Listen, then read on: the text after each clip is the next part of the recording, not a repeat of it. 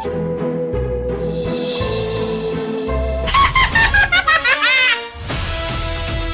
कहानी है एक खुशहाल गांव खुशीपुर की।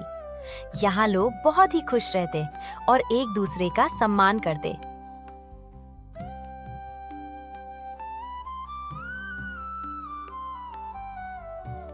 गांव में एक मंदिर भी है जिसमें एक बहुत ही विद्वान बाबा रहते हैं अपने 2 चेलों के साथ।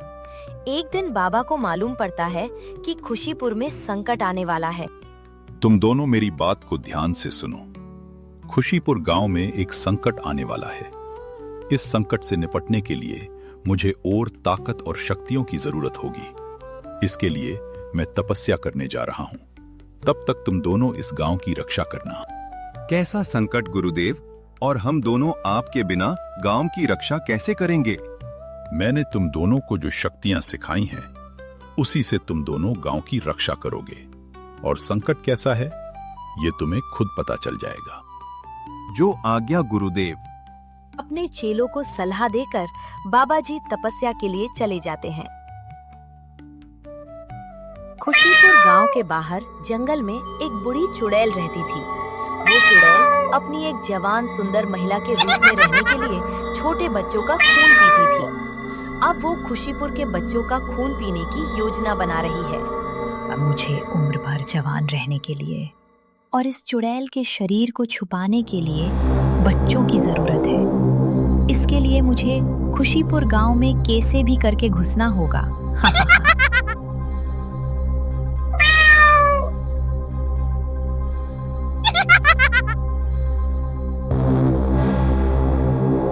अगली सुबह वो चुड़ैल सब्जी वाली बनकर गांव में बच्चों का पता करने आती है।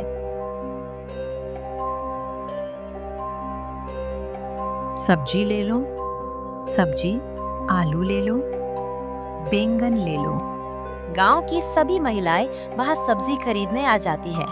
चुड़ैल गांव में बड़े ध्यान से देखती है किस घर में और कितने बच्चे हैं। ऐसे करके वो चुड़ैल पूरे गांव में देखती है कहाँ बच्चे हैं। रात होते ही वो चुड़ैल अपने काम को अंजाम देने के लिए निकल पड़ती है।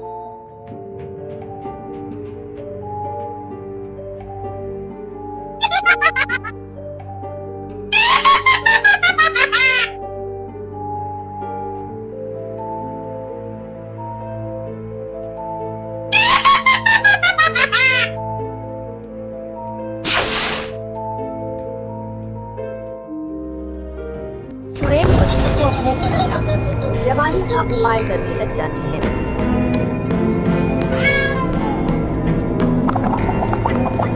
सुबह बिमला का रो रो कर बुरा हाल है।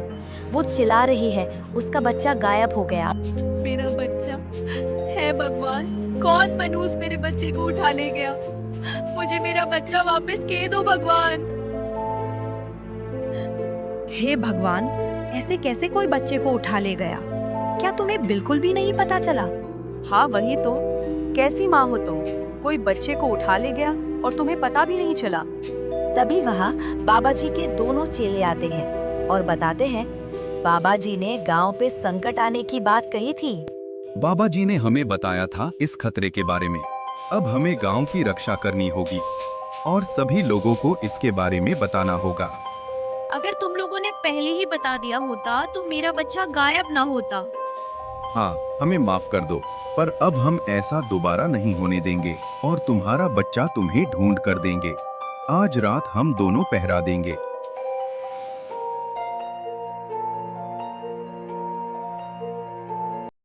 रात को दोनों चेले सलाह कर रहे होते हैं कि कैसे उस बच्चे उठाने वाले को पकड़ा जाए। तभी अचानक बाहर चुड़ैल वो दोनों चुड़ैल को देखकर डर जाते हैं, पर उनमें से एक उसका पीछा करता है। चुड़ैल एक पेड़ पर बैठ जाता है और चीला उसे मारने के लिए दौड़ रहा है, लेकिन चुड़ैल अपनी जादुई छड़ी से उसे बेहोश कर देती है।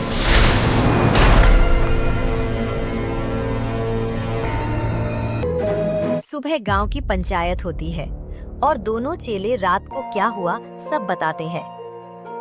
रात को जब हम पहरा दे रहे थे तब हमें पता चला वो कौन है जो बच्चों को उठा ले जाती है। उठा ले जाती है? मतलब वो कोई औरत है? औरत नहीं प्रधान जी, चुड़ैल। चुड़ैल है वो। मुझे माफ कीजिए, मैं उसे पकड़ ना सका। क्या चुड़ैल? हे भगवान, अब क्या होगा हम सबका? खुशीपुर तो चुड़ैलपुर बन जाएगा। आप सब चिंता न करें, गुरुदेव जल्दी ही इस चुड़ैल का इलाज लेके आने वाले हैं। कब आएंगे गुरुदेव? तभी वहाँ गुरुदेव आ जाते हैं।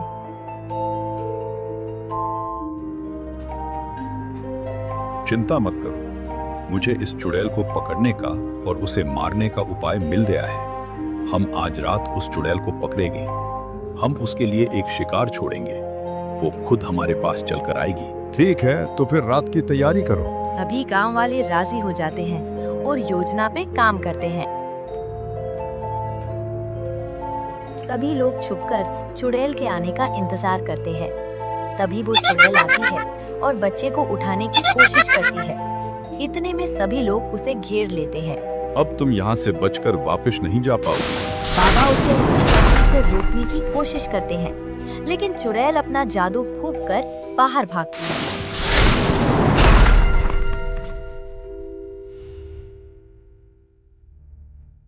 चुड़ैल भागना चाहती है, पर बाबा जी उसे अपनी शक्तियों से रोक देते हैं और दोनों में भयंकर लड़ाई शुरू हो जाती है।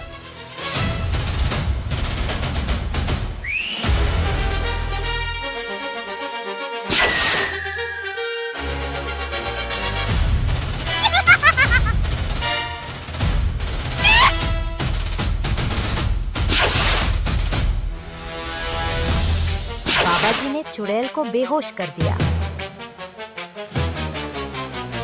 बाबा जी चुड़ैल को आग में जला देते हैं।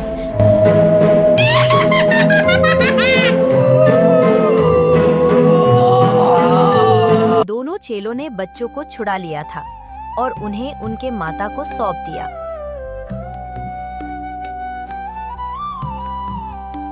खुशीपुर में अब फिर से खुशियां लौट आई है। सभी अब बहुत ही खुश हैं। तो दोस्तों, अगर ये कहानी आपको पसंद आई हो तो लाइक, कमेंट और शेयर जरूर करें।